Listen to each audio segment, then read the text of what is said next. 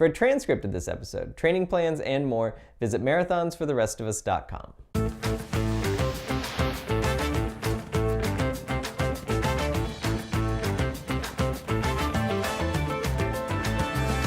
Hey, this is Coach Carl from Marathons for the Rest of Us.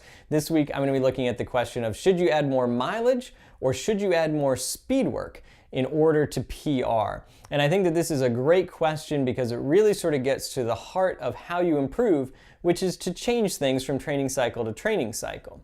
If you just do the same training again that you did the first time, you may see a little bit of improvement because one thing really has changed, and that's the experience that you have with the marathon. You have more of it the second time around, and that can lead to some better results.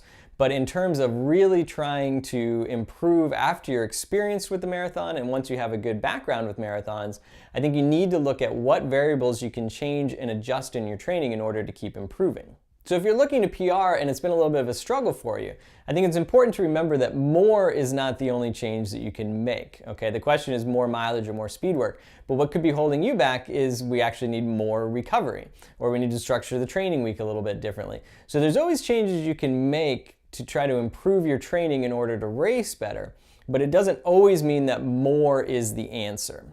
So with that caveat and with the sort of general caveat that the answer to running questions is always going to be individual, depend on your age and your background and those sorts of things, I want to look at this question of mileage versus speed work in a general sense so you can start to see how it would apply to your training. So first of all, it comes as no surprise to anybody that the marathon is a really long race. And so endurance for the marathon is going to be sort of a primary factor, a primary component, a primary focus of your training as you start running marathons. And this is an area that a lot of people struggle with, especially when they're new to the marathon, but even after running a couple marathons, because it's really difficult to build that endurance to the point that you can race well for 26 miles. And I think it's particularly difficult for people that come to the marathon a little bit later in life and don't have that kind of lifetime mileage background behind them. They have to do a little bit more work to catch up. And so I think in a general sense, if you're relatively new to marathon, the focus should definitely be on increasing your mileage rather than increasing speed work. Or if you're fairly experienced with the marathon, but you're still struggling with the distance and you feel like, that fatigue that comes in later in the race isn't necessarily because of trying to hold the speed, but it's because of trying to hold the speed for that period of time. Right, because the trick of marathoning is not to be able to run marathon pace. Pretty much everybody can go and do that for 1, 2, 4, 6 miles without too much effort. It's being able to do it for 26 miles is the difficult part. And so that's where we really want to make sure that you have the endurance and where I think more mileage can help. Now, if you have a good endurance background and maybe you've neglected speed training in previous marathon cycles, or if you feel like it is difficult to keep that speed up, partly because it's fairly close to, let's say, your half marathon pace or 10K pace or 5K pace, then I think you do want to look at maybe not necessarily adding more speed work, but putting more focus on it. And the reason why I say not necessarily more is I think most people who are running the marathon can really see good results off of one speed workout per week. I'd be really cautious about moving to a second speed workout per week until I made sure that I was really maximizing and getting everything I could out of that first speed workout. Now, if speed work is brand new to you, then I think you want to make sure that you're very cautious with the types that you're including, and I think you want to focus on things that are very marathon specific.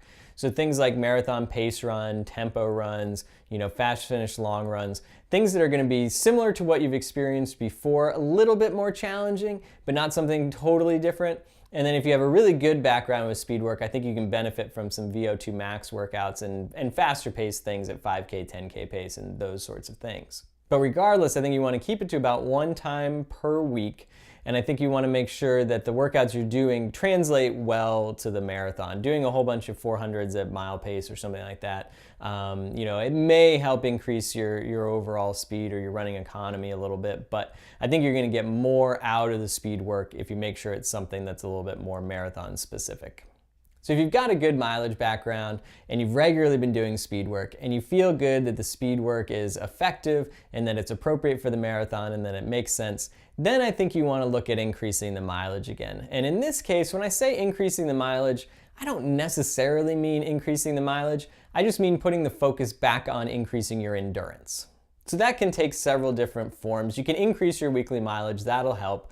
You can increase the longest long run that you do before the marathon, I think that'll help. You can increase the number of 20-mile or above long runs that you do before your marathon, I think that'll help. You can increase the distance of your recovery long run. So instead of, say, let's going 10 miles on your recovery weekends, you're going more like 12 or 14. There's a lot of different ways where you can structure this to get more endurance out of your training. It doesn't necessarily mean just going, say, from 40 miles a week to 50 miles a week. You want to make sure it's a little bit more targeted so that you're increasing your endurance specifically for the race. And then maybe after you do that for a training cycle, then you go back and you look at the speed again and you say, okay, how can I change this to make it more effective? And it may not be adding more speed workouts to the week, but maybe making the speed workouts that you're doing a little bit longer or a little bit faster within reason, of course. Those sorts of things can make sure that you're still adapting, you're still challenging yourself, and you're still seeing the improvements that you need to from the training, rather than just going through the same cycle over and over again and expecting different results. So then I think you can start to think of it sort of like a stair-step approach, where you're working on increasing your endurance, working on increasing your speed, endurance, speed, endurance, speed, and where you're at in terms of where to start that stair-step approach is going to depend on you and your background and the training you've been doing and those sorts of things. But I think that taking that general approach is a good way to make sure you don't plateau and that you keep seeing improvements in your marathoning year after year after year. So I hope that information, those thoughts are helpful. I know I went a little big picture compared to what the question was originally, but I hope that you'll still find it useful as you implement it when you're putting together your training for the next marathon. I'd love to know what you thought of this video. Let me know in the comment section below. Let me know any suggestions for future videos too, and look forward to talking to you next time.